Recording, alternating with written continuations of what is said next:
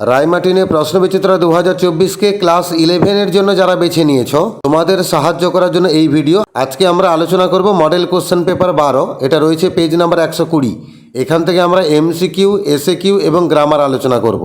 একের দাগটা রয়েছে এমসিকিউর দাগ, আমরা জানি এখানে মোট 20খানা এমসিকিউ থাকবে। 1 থেকে 10 হচ্ছে প্রোজ আর পোয়েম থেকে, আর 11 থেকে 20 হচ্ছে উইলিয়াম শেক্সপিয়ারের গল্পগুলো থেকে। আমরা সবকটা এমসিকিউর উত্তর আলোচনা করব একের একে। While appointing Sidda mister Shivashankar called his wife because he was. যখন সিডাকে কাজে নেওয়ার প্রশ্ন এলো তখন মিস্টার শিবশঙ্কর তার স্ত্রীকে ডাকলেন। কারণ কি না, তিনি নিজে কনফিউজড ছিলেন, তিনি নিজে দ্বিধাগ্রস্ত ছিলেন যে সিডাকে কাজে নেবেন কি না। Option number C, confused. 2-এর দাগে sir Mohanlal was looking forward two.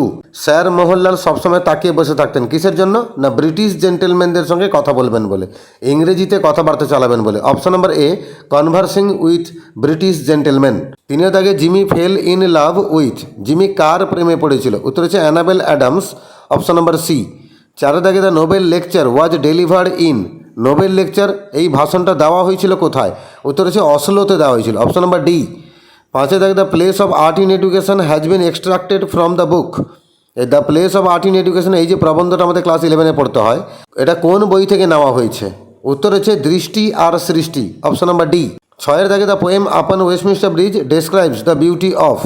Actually composed upon Westminster Bridge যে কবিতার আমাদের ক্লাস 11-এ পড়তে হয়, সেখানে কার সৌন্দর্যের কথা বলা হয়েছে বা কোন সময়ের সৌন্দর্যের কথা বলা হয়েছে? উত্তর হচ্ছে মর্নিং, সকালবেলার সৌন্দর্যের কথা বলা হয়েছে। 7-এর দাগে মিটিং অ্যাট নাইট ইজ। এই মিটিং অ্যাট নাইট এই কবিতাটা কেমন কবিতা? উত্তর হচ্ছে লাভ লিরিক, ভালোবাসার গীতি কবিতা। Option number C. 8-এর দাগে the storm as described in the sick rose is. The sick rose কবিতায় ঝড়কে যেমন বলা হয়েছে, ঝড় ছিল হাউলিং স্টর্ম, মানে গর্জনশীল ঝড়। Option number D. আর 9-এর দাগে in which language was the poem brotherhood first written. এই ব্রাদারহুড কবিতাটা প্রথমে কোন ভাষায় লেখা হয়েছিল? উত্তর হচ্ছে মেক্সিকান। Option number C. কেন বলা দেখি? কারণ অক্টাভিও পাজ কবি আর তিনি মেক্সিকান কবি, তাই তিনি প্রথমে মেক্সিকান ভাষায় লিখেছিলেন। Option number C. আর 10-এর দাগে ও চ্যান্টিক্লিয়ার, এখানে চ্যান্টিক্লিয়ার বলতে কাকে বলা হয়েছে? উত্তর হচ্ছে ডোমেস্টিক কক, ঘরের মোরগ বা গৃহপালিত মোরগ। Option number B. এবারে আমরা 11 থেকে 20 এমসিকিউ আলোচনা করব। 11 দাগে ডাউসাবেল ওয়াজ, ডাউসাবেল কার স্ত্রী ছিল? উত্তর হচ্ছে ওয়াইফ অফ এল্ডার ড্রোমিও, বড় ড্রোমিওর স্ত্রী। অরল্যান্ডোজ এল্ডার ব্রাদার ওয়াজ, অরল্যান্ডোর বড় দাদার নাম কি? উত্তর হচ্ছে অলিভার। Option number C. 13 দাগে Cesario was the friend name of. Cesario কার ছদ্মনাম? উত্তর হচ্ছে ভায়োলা। Option number B. আর 14 দাগে Othello promoted Cassio to the post of. Othello ক্যাসিওকে প্রমোট করেছিল কোন পোস্টে? উত্তর হচ্ছে অপশন নাম্বার এ, লেফটেন্যান্ট। 15 দাগে the first which caution Macbeth against. প্রথম ডাইনি ম্যাকবেথকে সতর্ক করে দিয়েছিল কার কাছ থেকে? না, উত্তর হচ্ছে ম্যাকডাফের কাছ থেকে। Option number C. 16 দাগে ইয়াগোজ ওয়াইফ ওয়াজ, ইয়াগোর স্ত্রীর নাম কি? উত্তর হচ্ছে এমিলিয়া। Option number B. আর 17 দাগে ব্যাঙ্কোর সন ওয়াজ, ব্যাঙ্কোর ছেলের নাম কি? উত্তর হচ্ছে ফ্লিয়ান্স। Option number B.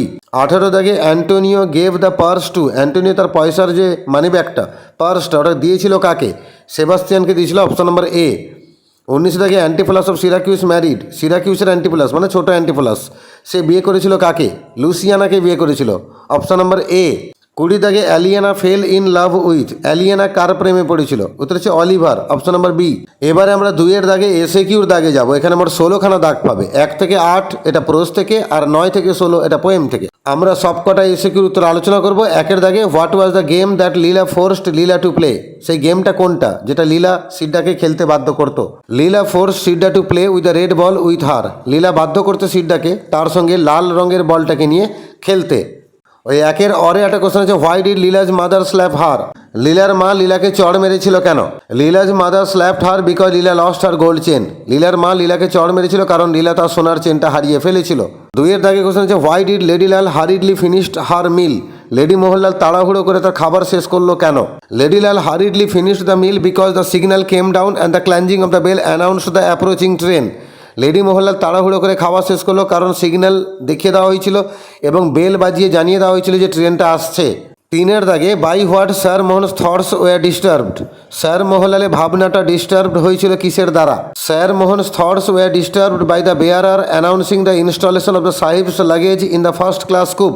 মোহনলালের চিন্তামগ্ন অবস্থাটি ডিস্টার্ব হলো যখন বেয়ারার ঘোষণা করলো যে ওই লাগেজগুলোকে সে ইনস্টল করে দিয়েছে প্রথম শ্রেণীর কামরাতে। 4-এর দাগে what made Leela's mother panicky. লীলার মাকে আতঙ্কিত করে তুলছিল কোন জিনিসটা? Leela's mother was panicky with the thought that Sidda had the knowledge of the household and he might come in at night and loot. লীলার মা আতঙ্কিত হচ্ছিল এটা ভেবে যে সিডার এই ঘরের সমস্ত জ্ঞান গরিমা রয়েছে এবং সে রাতে আসতে পারে এবং ঘর লুট করতে পারে। পাঁচের দাগে how did Jimmy Valentine taste the first joys of liberty. স্বাধীনতার প্রথম আনন্দ জিমি ভ্যালেন্টাইন কীভাবে টেস্ট করেছিল? Jimmy tested the first sweet joys of liberty in the shape of a broiled chicken and a bottle of white wine followed by a cigar. Jimmy Valentine স্বাধীনতার প্রথম আনন্দটাকে উপভোগ করেছিল ঝলসানো মুরগির মাংস খেয়ে এবং এক বোতল সাদা মদ খেয়ে, যার পরে পরে একটা সে সিগার ধরিয়েছিল। ছয়ের দাগে what should we do to overcome all the evils according to Mother Teresa. Mother টেরেজার কথা অনুযায়ী দুনিয়াতে যা কিছু খারাপ আছে সেগুলো সব কিছুকে আমরা অতিক্রম করব কিভাবে, বা এর জন্য আমাদের কী করা উচিত? In our family, we should just get together, love one another, bring peace, joy, strength to overcome all the evils according to Mother Teresa. আমাদের পরিবারের সকলকে একত্রিত হতে হবে, একে অপরকে ভালোবাসতে হবে, শান্তি, আনন্দ এবং শক্তি সঞ্চার করতে হবে, তবেই আমরা সমস্ত এভিলসগুলোকে ওভারকাম করতে পারবো মাদার টেরেজার কথা অনুযায়ী। সাথের দাগে what was Mother Teresa reply to the query if she was married. যখন মাদার টেরেজাকে জিজ্ঞেস করা ছিল তিনি বিবাহিত কিনা, তখন মাদার টেরেজা কী উত্তর দিয়েছিলেন? She replied positively that she was married. Mother Teresa তখন হাসূচকভাবে উত্তর দিয়েছিলেন যে হ্যাঁ তিনি বিয়ে করেছেন। আটের দাগে একটা কোশ্চেন আছে, হু ইজ নন্দলাল বোস। নন্দলাল বোসটা কে? Nandalal Bose is an Indian writer who wrote the essay the place of art in education. Nandalal Bose হচ্ছেন সেই ভারতীয় লেখক যিনি লিখেছিলেন এই প্রবন্ধটা the place of art in education, যেটা আমাদের ক্লাস 11-এ পড়তে হয়। আটের অরে একটা কোশ্চেন আছে, what status should art training have. আর্টের যে ট্রেনিং হয়, আর্টের যে প্রশিক্ষণ হয়, তার কী স্ট্যাটাস থাকা উচিত? না আমরা রিডিং আর রাইটিংকে যতটা গুরুত্ব দিই, আর্ট ট্রেনিংকেও ততটাই গুরুত্ব দেব। Art training should have the same status and importance as reading and writing. Art ট্রেনিংয়ের সে একই মর্যাদা এবং একই গুরুত্ব থাকা উচিত রিডিং এবং রাইটিংয়ের মতো। এবার আমরা পোয়েম থেকে এসে কেউ যাবো। নয়ের দাগে which people according to Wordsworth are dull of soul. ওয়ার্ডসওয়ার্থের কথা অনুযায়ী কোন লোকেরা মূর্খ হৃদয়ের লোক? The people who are passing by without looking at the beauty of London city are dull of soul. সেই সমস্ত লোকেরা যারা লন্ডন শহরের সৌন্দর্যকে না দেখে, তার দিকে না তাকিয়ে পাশ কাটিয়ে চলে যাচ্ছে, তারা হচ্ছে মূর্খ হৃদয়ের মানুষ। দশের দাগে why do the lovers meet at night. ওই প্রেমিক আর প্রেমিকা এরা রাতের বেলা কেন দেখা করেছিল? The lovers mate at night to keep there love secret. ওই প্রেমিক প্রেমিকা রাতের বেলা দেখা করেছিল তাদের প্রেমটাকে গোপন রাখার জন্য। দশের অরে একটা কোশ্চেন আছে, what type of a poem is meeting at night. এই মিটিং অ্যাট নাইট কবিতাটা কেমন কবিতা? Meeting at night is a love lyric. Meeting at night হচ্ছে একটা ভালোবাসার গীতি কবিতা। 11 দাগে how far is the farm from the beach in meeting at night. Meeting at night কবিতায় সমুদ্র সৈকত থেকে ফার্ম হাউসটা কত দূরে? From the beach the lover had to cross 3 fields to reach the farm. ওই সমুদ্র সৈকত থেকে প্রেমিককে 3খানা মাঠ পেরোতে হয়েছিল ফার্মে পৌঁছানোর জন্য। তার মানে সমুদ্র সৈকত থেকে 3খানা মাঠ দূরে ওই ফার্ম হাউসটা, যেখানে প্রেমিকা বাস করে। 12 দাগে what makes the worm joyful. কীটকে আনন্দিত করে তুলছে কোন জিনিসটা? The soft petals of the rose makes the worm joyful. সে নরম পাপড়ি গোলাপ ফুলের, সেটা কিন্তু কীটকে আনন্দিত করে তুলছে। 12-র অরে একটা কোশ্চেন আছে, what does the invisible worm symbolise. অদৃশ্য কীট কী সিম্বলাইজ করে? The invisible worm symbolises experience and distraction.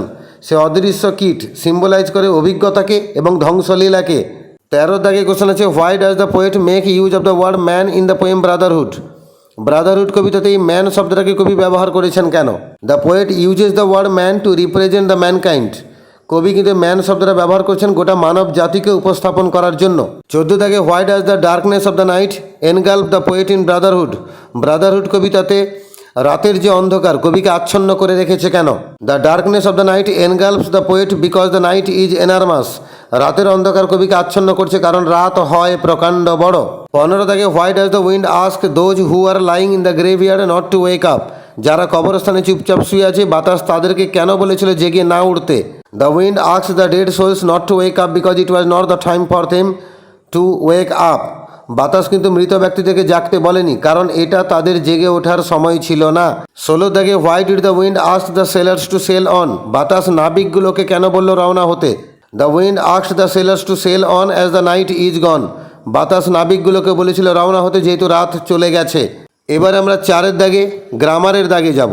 এখানে ডু অ্যাজ ডাইরেক্টেড 7খানা আছে, ব্র্যাকেটে বলা আছে কি করতে হবে। আমি একে একে সবগুলো উত্তর বলছি। 1 দাগে I did not consult him, the inspector was furious. আমি তার সঙ্গে আলোচনা করিনি, ইন্সপেক্টর রেগে আগুন হয়ে গেছিলেন। সিঙ্গেল সেন্টেন্স করতে বলেছে। আমরা লিখব the inspector was furious because I did not consult him. Inspector রেগে আগুন হয়ে গেছিলেন কারণ আমি তার সঙ্গে আলোচনা করিনি। এটা আমি কমপ্লেক্সে গেলাম, তোমরা সিম্পলেও যেতে পারো, কোনো অসুবিধা নেই। কারণ যেহেতু সিঙ্গেল বলেছে মানে তোমার সামনে দুটো রাস্তা খোলা, তুমি আইদার সিম্পল অর কমপ্লেক্স উত্তরটা করে আসবে। 2 দাগে আছে he turned away he strolled down the road. তিনি ঘুরে তাকালেন বা ঘুরলেন এবং রাস্তা দিয়ে হাঁটা শুরু করলেন। পার্টিসিপল ইউজ করতে বলেছে মানে সিম্পল সেন্টেন্স করতে বলেছে। Turning away he strolled down the road, ঘুরে পড়ে তিনি রাস্তা দিয়ে হাঁটা শুরু করলেন। 3 দাগে লীলা দেয়ার 5-year-old daughter came out, split করতে বলেছে মানে দুটো বাক্য বানাতে হবে। আমরা লিখবো লীলা ওয়াজ দেয়ার 5-year-old ডটার একটা বাক্য, সেকেন্ড বাক্যে লিখবো সি কেম আউট। 4 দাগে the coolie said are you travelling alone sister. আচ্ছা দিদি আপনি কি একা সফর করছেন, কুলি জিজ্ঞেস করলো, এটাকে ন্যারেশন চেঞ্জ করতে বলেছে। আমরা বলবো দিদি সম্বোধন করে কুলি জিজ্ঞেস করলো তিনি একা সফর করছেন কি না, এখানে তিনিটাকে ব্র্যাকেটে বলে দেবো। অ্যাড্রেসিং সিস্টার দ্য কুলি asked if C was travelling alone, এই সির কাছে ব্র্যাকেটে আমরা লক্ষ্মী লিখে দেবো।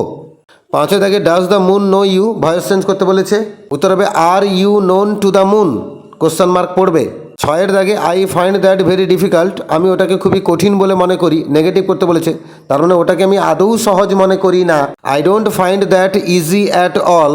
7 দাগে আছে he set his suitcase on the table and opened it out flat, simple করতে বলেছে, সে টেবিলের উপরে সুটকেসটাকে রাখলো এবং ওটাকে মেলে ধরলো।